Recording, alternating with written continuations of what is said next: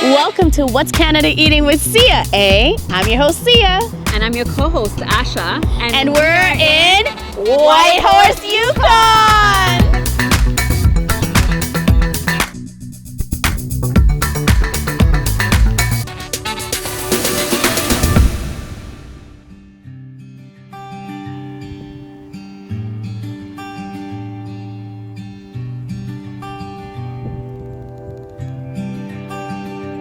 Hi! We're home. Thank you. Thank you so much.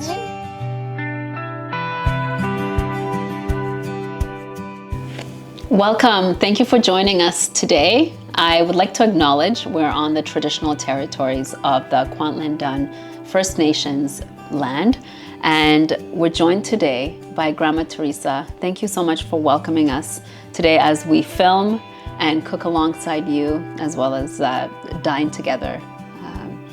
So tell us a bit about the spread and a bit about yourself.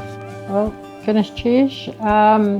Yes, Gage, you had to a Cocaton I had. Yes, Gage is my Tlingit name, and I belong to the Cocaton clan, which is a Crow clan. I live in Kwantlen, a mother of 5 children, 5 beautiful children, and 11 grandchildren, I should say. So we have 11 grandchildren, and as I was growing up, I needed another way to help sustain ourselves financially, and what can we do to make ends meet. So, and then I was married into Teslin Tlingit First Nation with my husband, George Sidney, and his family taught me how to make their bannock, the Teslin Tlingit style bannock. So with that, I ended up deciding we'll go to different community events. We would go and attend some hand games and stuff like that, concerts, and I would put the tailgate of my truck down and put a propane stove out and dig out a bowl and start making bannock. My name started getting well known, and pretty soon I had lineups, one waiting for bannock, one waiting to order. So we had started doing that, and people started asking, why don't you make something where we can take it home and we can make it at home? So that's when we started deciding to look at making bannock bags. And now today we're doing the bannock bags. My children are a big part of the business. By just coming out, my grandkids will come out sometimes to my events and they'll help me sell things. My older kids will help me cook at my catering because I have a catering part of the business as well. So that's how we roll with the Yukon bannock mix. And today I'm in 20 Loblaw stores down in Alberta and BC. I'm also in about 16 stores in the Yukon. So it's coming along really well. I'm really starting to see my rocking chair where I can just sit and let the kids take care of the business. Yes. You have done the work. Yes, the work has been done. I've had a really long journey with my bannock mix, and really learning, really inspiring. A lot of inspiring team members that came aboard and started helping me and marketing, and so it's been quite the journey learning from this, because I'm not a chef where I went to school for papers, but I grew up Indigenous and doing Indigenous traditional foods. So that's where I learned a lot of my food, and I incorporated it into my bannock. So now I have the garlic and herb mix that's in on my bags. And today I have a regular garlic and herb bannock. Really good with pastas, steaks, burgers, you can put that on. So, and I also have a bannock here with some mozzarella cheese and meat on it, melted with the garlic and herb. And then I made some fabulous salmon bannock, and it has cream cheese on it. And the salmon we process the salmon ourselves. My daughter and her husband and a few other of my kids were in there. And they helped with cutting the meat. We built a smoke shack, and the fish is from Taku River. We bought it, we smoke it, we salt it, we hang it, we dry it, we freeze it. And there's we jar salmon as well. So this is some of our smoked jarred salmon. And then over at the corner over there, we've got dry fish, right? Yeah, dry fish, and that's part of the Taco River salmon that we've had. The mossberries we picked, so that's all hand-picked. And then I have my regular bannock over here, and an apple fritter bannock. So these are the things that you're going to try out today that we put a lot of love and work into my food. And I do a lot of catering, and a lot of people know I eat bannock, so they really make sure that you gotta have your bannock in there, Teresa. So, yeah, but goodness, cheers for having me. I'm excited to dig in. And it smells so good in here, and you said made with love, and I felt it as soon as we walked in. You could smell, you could see the way you spread the table. Yeah. The elements that you have with the way salmon has been prepared from being smoked, you have it jarred as well as dried. And so there's so much to be said. Tell us a little bit about the processing that you The process that I want to also say on the bannock side, that the bannock that I do make, it's and it is a Teslin cricket style bannock, and it is vegan friendly. So my friend, I worked with him for quite a while, and he just loved I would always bring bannock to work, and he would love it because he's vegan, Yes. So he liked that. There's 14 First Nations in the Yukon, and Teslin has their own unique way they do a deep fry on their bannock, and then Old Crow has their own unique way too, and they do a lot of the skillet in the oven. Okay. So, and then the other First Nations, they do like a pan fry, which with just a little bit less oil than what we use as a deep fry one. So it's always crispy on the outside, fluffy on the inside, and oh so yummy. Amazing. Our salmon. Should we try first? Yes, I'm let's not dig too in. sure. We've got the apple fritter bannock. Okay. You'll never go back to the ones that are sold downtown.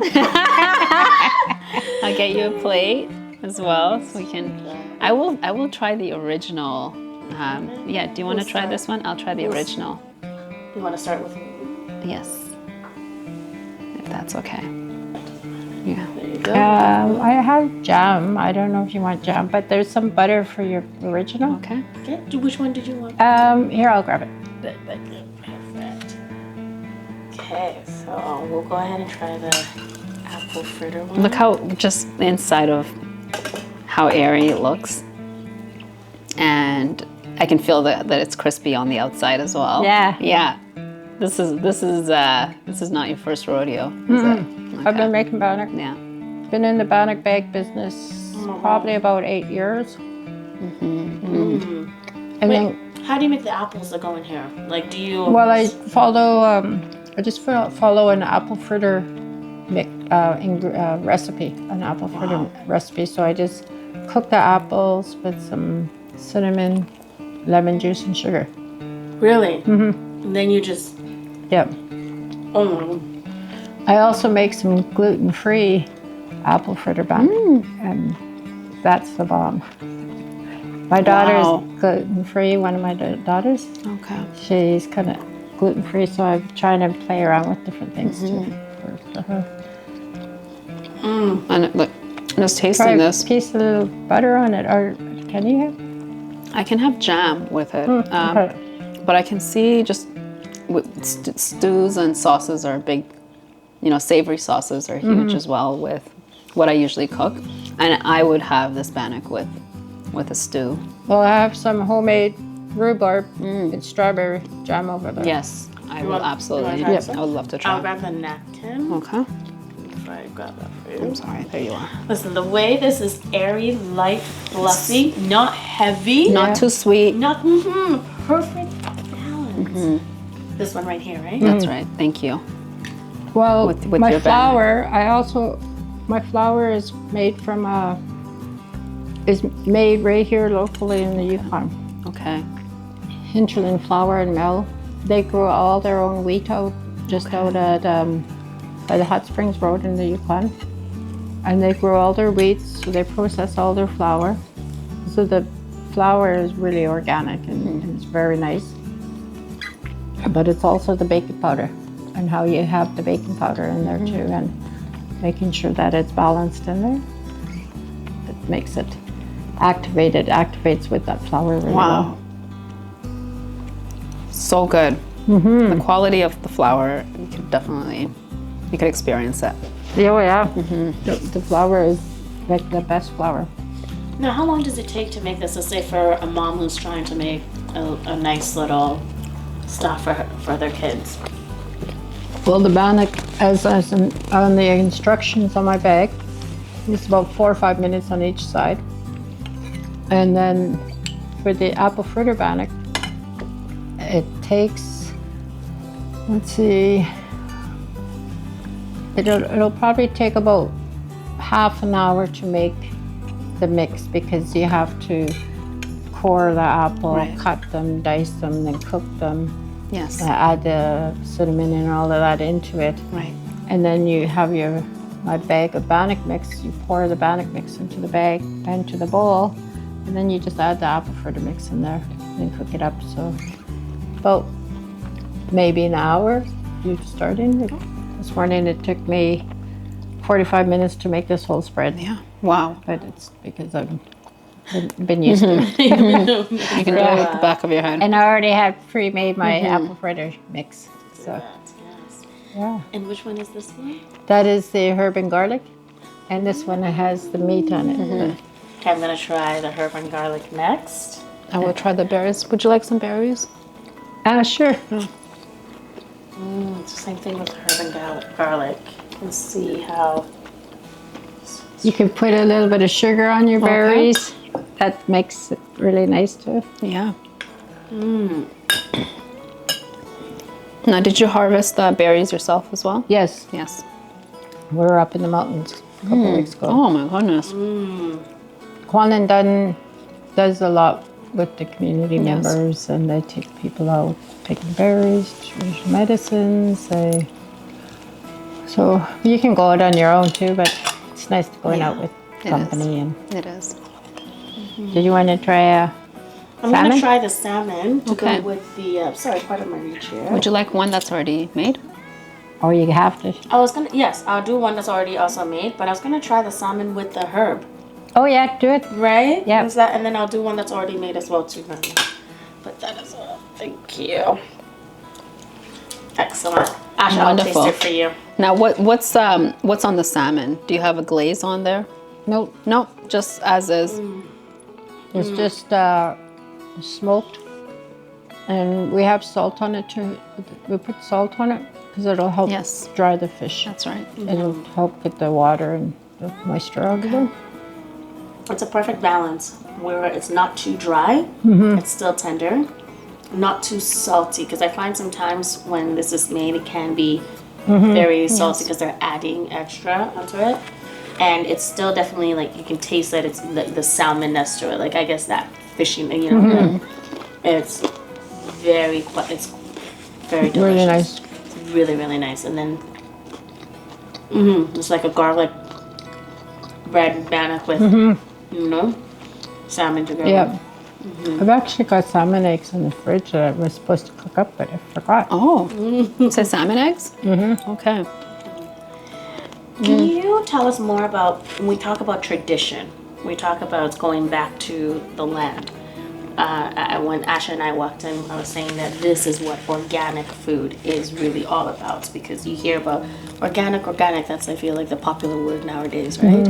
But this is, you're taking the fish, you're using all of its pieces, and this is flour from the land. Can you talk about the importance of that to you and to your grandchildren and children, and when it comes to eating healthy, what that means to you? Well, because it's like all of us, we all have a culture, and we grow up with that culture. If we're lucky enough, we grow up with the culture. It's instilled with us. My mother was subject to the Indian residential school, and so were we. she was more so she didn't grow up too much with traditional foods.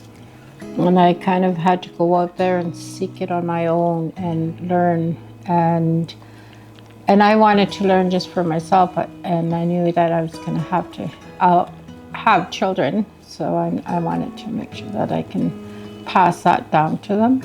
And bannock is actually from Scotland. And we've taken over the bannock. That's interesting. Yeah, Whoa. It's from Scotland, but through the fur trade and all of the fur trade Wow. and stuff like that we started getting their bannock, I guess, their flour. We started knowing, and that's how bannock became amongst the First Nations people, was through the Scotland people. And I Yeah. never processed it this way. Did you guys do that? Wow. Yeah, so, and now there's so many, ways to make bannock. A lot of people make bannock. There's 101 ways to make bannock, and they all taste unique and different and stuff like that. And I am just showcasing a piece of the Teslin Tlingit style bannock that's made up in the Yukon. And it's very important for my children because they are Tlingit and they need to know that so that they can pass that down to their children. That's right. And they are passing it down. You know, my kids come out, my grandkids help me with picking out pitch and stuff like that for the medicines. And now we're looking at rocks, even picking up rocks so we can have that, because rocks is a big thing in our tradition too. It just helps with spirituality and physical or emotional. But they just help pick it up, and it was more for my mom's headstone, so they can put placings and put like happy, put some words on it or something like that for my mom. And the fish, we all kind of work on the fish. Everybody loves fish, though, the dry fish especially. So yeah, that's very important that they know that. And I wasn't good at canning jars. Like I say, my mom wasn't raised that way and I've had to learn it. But my oldest daughter learned so many things as well on her own. And then she teaches me a lot of the canning stuff because I don't know how to can. So it's really really nice for us to work as a family together and have the opportunity to keep sharing it. You know, I give out workshops for bannock making, you know, and it's not mine to keep, you know, so we have to share that knowledge. And I'm sharing our traditional knowledge and values with the rest of the world by having my Grandma Teresa's Yukon bannock mix in the bags and getting it out into the stores. What does that mean to you? You know, to be able to take something that is so traditional and so close to heart, and in some ways it's part of your identity because you know you have folks waiting in line, and you know, and I know why now. I definitely need these mixes so I can try to make. I don't think I can make it to this quality. Yeah. But what does it mean to you to introduce, you know, your traditional food to the world? Well, for me right now, I really think, you know, I always say we're the first peoples and we're kind of the last peoples to have any of our cultural food on the shelves. So it's really heartfelt, I guess, because I'm blazing a trail for the rest of our people to show them. And not only me, we've got some other First Nation Indigenous people out there and that is starting to put their bannock mix and stuff into the stores. So it's really nice to see that and to know and to show other people that are in the Yukon that let's do it, you know, let's rock the world and let's start putting our stuff into the stores. But it's really hard when we can't even have moose, we can't make moose stew and stuff like that because there's prohibitions and regulations and stuff like that, so that we can't make a moose stew, not even on Aboriginal Day, you know, because oh really? Okay. So it's kind of interesting. Yeah, so it's just heartwarming for me to be able to do stuff like this and to share it with people, and I really enjoy having people enjoy and appreciate the bannock, you know, and the flavors that it has to offer. Yeah. It's really the versatility it holds as well. Yeah. Where you can have a sweet version as well as savory. Yeah. And you said, you know, there's so many ways of making them. And so do you think, does region of where the bannock is made, does that have any influence as to how it's prepared? I don't think so. I think we just, because once we've learned it, you know, we just kind of perfect it to the way we like it. That's right. You know, so how do we like it as a bannock? You know, some people add milk or yeast or something into their mix. So it's always just to make sure that you have the three main ingredients of flour, sugar, and salt. And then you can add different things into the flour to make it so. Yeah, we make Indian tacos, and that's a form of a flatbread, a fry bread, and that's why we put it on here, original fry bread, because a lot of people in different provinces and stuff like that know it as fry bread. So we have to put fry bread, bannock, so that they see that. And the tacos is just a fry bread, and then you add your chili on top, and then your salsa and sour cream and all those other goodies. That sounds, it's on a cold day, I would love that. Oh yeah. Oh yeah. Yeah. And it sells really good when we go out to craft fairs or to different community. Like we had Hakustier, which was a celebration of the Tlingit people. And people know that Teresa's got here, we got the tacos, and then we used to make bannock burgers and stuff like that, and eggs benny on bannock. Oh wow.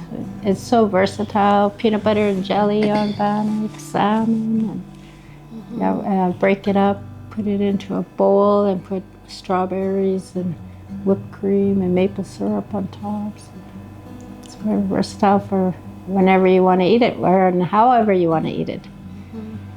Great. Got to try some of the dry salmon. Yeah, I'll try it. So this one, can you describe how both of these are made? And I know you said that your daughter was involved in this one too? Yeah, we both were. So we... Jerking. Very. We just let it sit longer. And then we also... Because my cache over here doesn't have very much space for wind, so I put a fan in there to dry it faster. You want to dry it as fast as you can. And if you're getting rain all the time, it takes a little bit longer, even though it's closed in. It's just, I think it's a healthier version of beef jerky. And it's we smoke it with red alder wood. Some people use poplar wood, right? But I've always preferred red alder. Why? It just has a different taste, the red alder, than poplar. This one makes my teeth work harder. Yeah. It's delicious, eh? This is just delicious. A different texture. There's that little blue bowl. It has butter with some salt on it, and you dip your salmon in there. Oh, and that's just specifically for the salmon. Okay, so butter with salt. And you just put a little bit of butter on it. And there's a point where when I had this even before the butter, where, let me try it again, because I felt like it melted in my mouth as I was eating it, right? You know? Yeah. Like, at first it's chewy, But it and melts. then right here, it just melts in your mouth. Yeah. It just melts away. Like, it's hard chewy. Yeah. And then now I'm like the texture I'm getting is like chewing gum texture where it's melting. But the flavors are still there popping. Okay, I had to do that again because I was like, I felt it the first time, but I was like, I've never felt salmon just melt in my mouth. Like, you know? Especially when it's dried out like this. Obviously, if it's pan-seared, you know, you can see it's melt. But... Now, does seasonality come into play with how salmon is prepared in the winter versus the summer or spring and fall? Well, it's not about the season because salmon only runs so long. Okay. So it's usually down in the Chaco River. I used to commercial fish down there as well. And we would start getting the pinkies and stuff around April, May, we don't harvest those. And then around June, end of June, July, the sockeye will start coming in. Okay. And they only run so long, and then they go and die, and they spawn and die. And the life, that's their life, is mostly the summertime. And then when they come back, they go up the ocean. They all have their own journey and then come around. So, and then it comes back down to the Taka River. Stickeen River has another run. So there's different places that have different runs of salmon, but we all seem to get, like Stickeen has steelhead. We don't have steelhead in the Taka River, but we do have sockeye, and Stickeen has sockeye as well. And I think we got the kings. I'm not sure about Stickeen, what other salmons that they get. So that only runs then, and then with our moose hunting and stuff like that, springtime nobody hunts it because they're having babies. And just around now, until October 1st, somewhere around there, the first week of October, that they're good to get. And what we call good to get is when they're nice and fat, they got fat in their meat and stuff like that. The babies are older, and we don't really hunt for cow moose because they have to reproduce. And then we can hunt them up till just about the first week of October, and then wintertime we can get another time to get winter moose, which is end of December, around there. Okay. Try to have one for Christmas, have a moose head dinner. What this sounds like to me, and I believe it's the same thing, Asha can speak on this, culturally, where we come from, is also eating what you can at the time that it's supposed to happen. Whereas I find that with a lot of Western culture, it's overdo it. It doesn't matter. Just go get it all the time. It's available 24/7. Everything's just always available. Yeah. But as you're saying, is we're not going after this because this time is their time to reproduce. This time, like, there's a circle of life with it that comes along, and preserving that and not overdoing in that sense when it comes to you eat based on what season it is. And I know that a lot of cultures are like that. So passing that on to your children when they live in this world where they're seeing one hand overdoes it, but culturally how you do it. Well, can you talk more on that? Well, even when we go out hunting, our kids are around. We don't take them out. We try not to take the younger ones out when they're too small because it's just too much work. Right. But once we get our kill and then we start cleaning and gutting, the little ones can come over and they can help us with carrying out a little bit of meat, just bringing that out. The older ones, start teaching them what part of the guts that you want to keep, because there's certain part of the moose guts that you can eat and some that you can't eat, and then there's the heart and the kidneys and what you do with the legs and the hoofs, and so there's all kinds, the nose and the jaw, the head, the eyes, all of those things that we eat traditionally. And I like to save a moose head for the Christmas dinner, Okay. And if we end up eating it up beforehand, we got a nice hip roast or something for Christmas dinner as well. And then we'll have the turkey. But just having our children involved in those ways, and they see us hanging the moose quarters in our smoke shack and putting all the wood underneath to smoke the meat, and then they see us making the hamburgers and cutting the steaks and making roast and putting fat in the roast and some spices and roll them up and freeze them for the winter, and so they get a good part of that. They get to watch us jar our fish, and see how those things are done. So it's really, and they seem to be always engaged with it because they're like, that's right. And I'll get my grandson, he's 2 years old, but I'll just give him a cover of a knife blade and he'll pretend to, because he's just thinking that he's helping us, but it's just a little pretend knife, and they're cutting away and thinking he's doing a lot of work for us, and good job. It's such it's an impactful. You really, because we think, you go to chef school if you do pursue culinary arts. However, just living life and preserving culture. I think being able to, have children, we're both mothers as well, having children in your kitchen and full process, it really does stay. And so I grew up in a small town called Isiolo, and I got to know the animals that we consumed. I was able to help raise them, and we knew when the harvest season would come for most of our vegetables. And I learned that by just being invited in, and observing and taking part in it. And as you get older, you just sort of adopt that. And years later, it still stays. So I think I would love to see more of that. I think everyone has their own culture, but this is a piece that I think the food system is missing. Is just that connection with our children, and for you, grandchildren, being able to see. It's my kids are like, my daughter is very interested, right? And I've caught myself at times that I'm like, no, I'll just get it done for you. But then she wants to experience it. And there's so many lessons there, right? That you can't really put on paper. I really love that.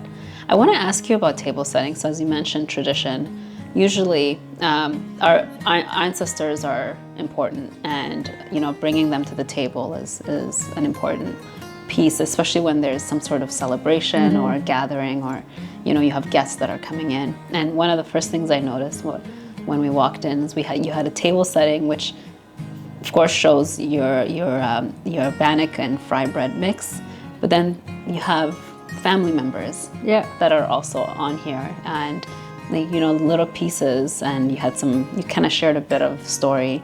Did you want to talk a bit about table setting and having ancestors and folks that have been part of your journey on the table?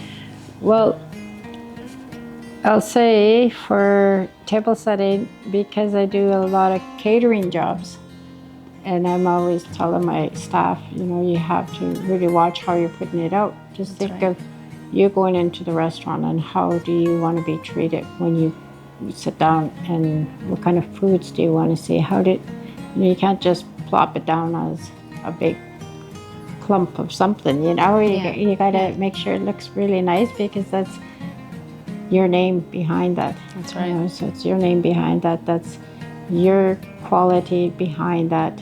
It's always talking about presentation. So I just wanted to set them up, and knowing that you're a vegan too, I didn't want to have the bannock mixed up too much with the meat.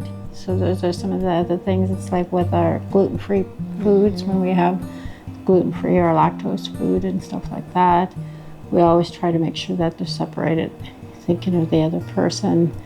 When I'm cooking, I'm making gluten-free toast, I'll have a whole separate area for gluten-free, because I don't want their knife touching the same butter that we're buttering the other toast with, so I didn't want any of that. And then I have my bannock mix, because that is my business, is my Yukon bannock mix, and I'm out in the stores like I told you. So I have to showcase that, because what you see on the table with the bannock mix is what you're getting here.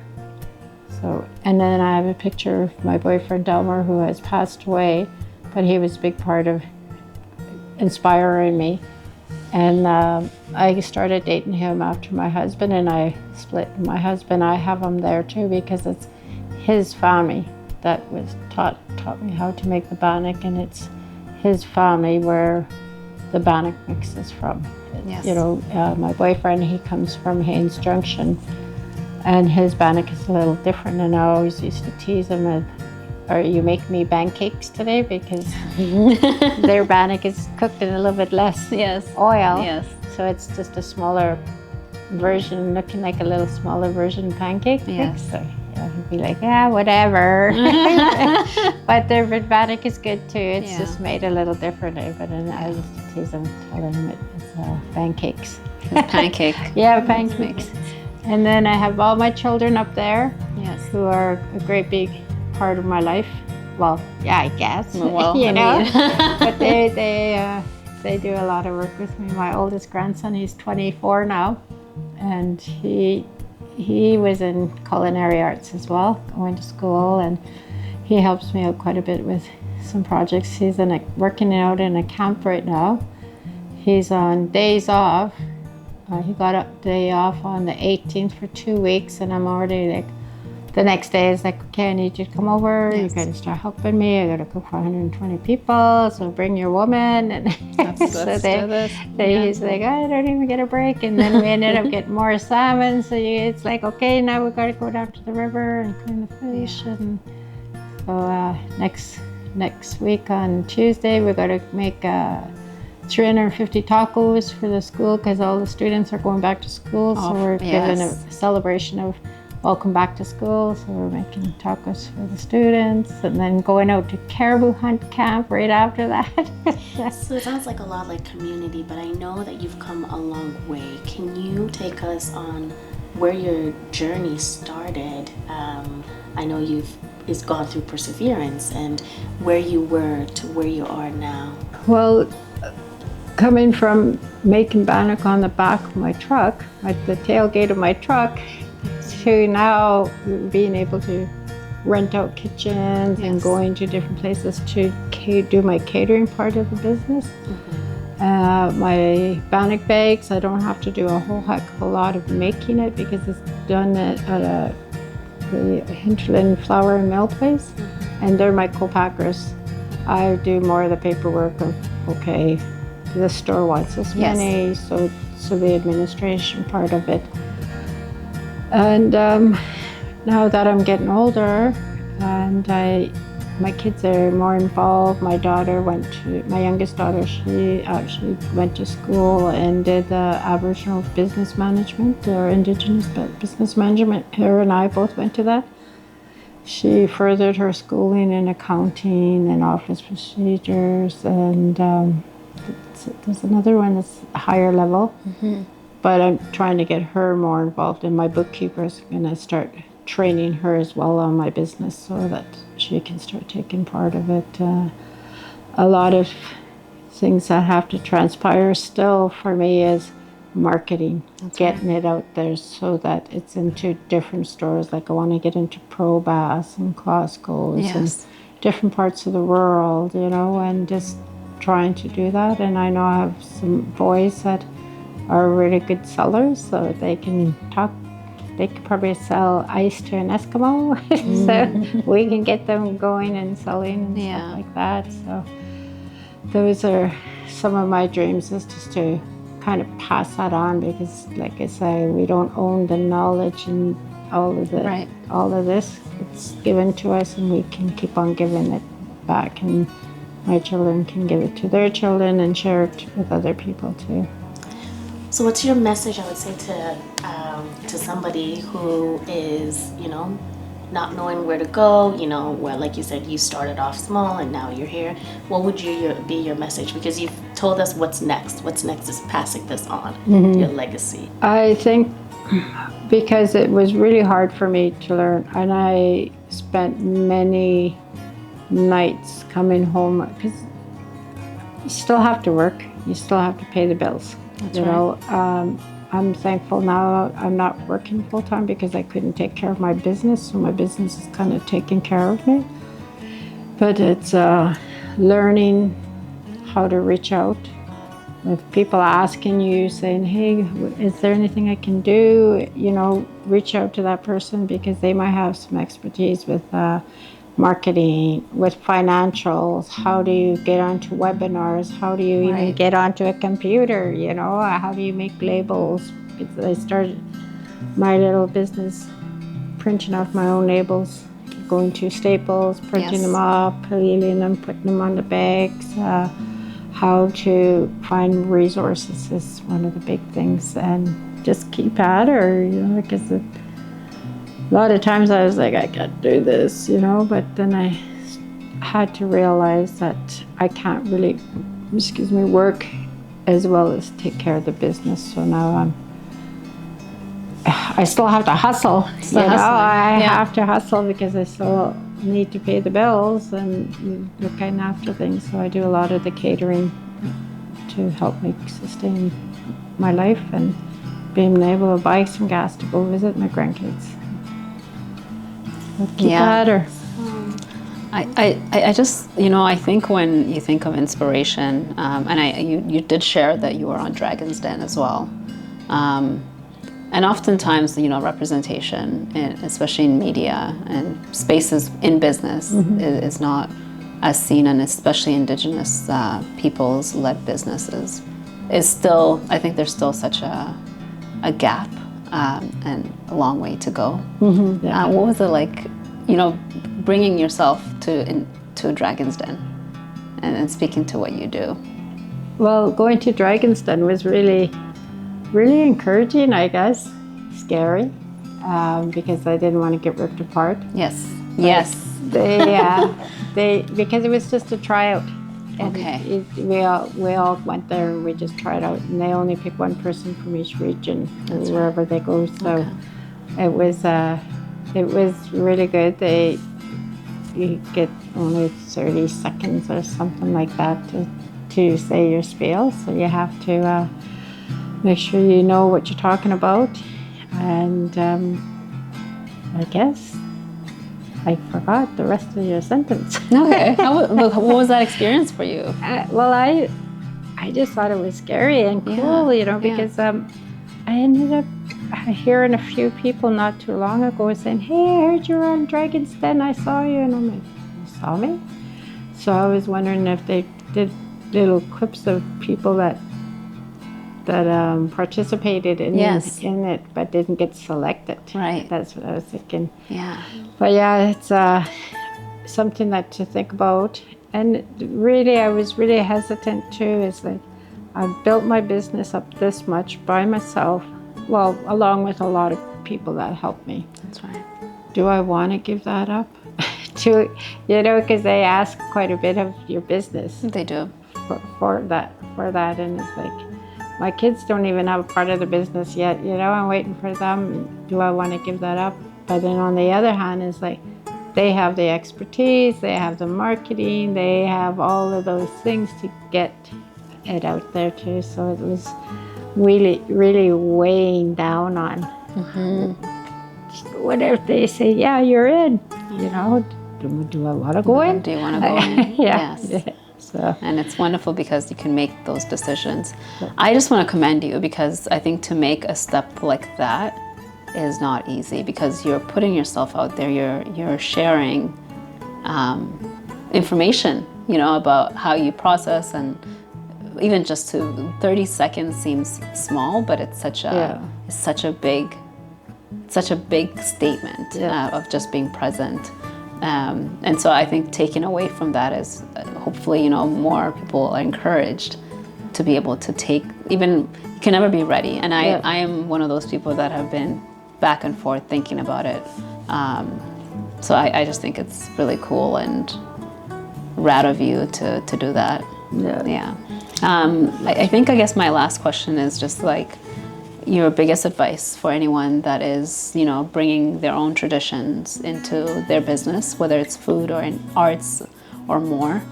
You did mention, seeking help and seeking community for support. Is there anything else that you leave for inspiration?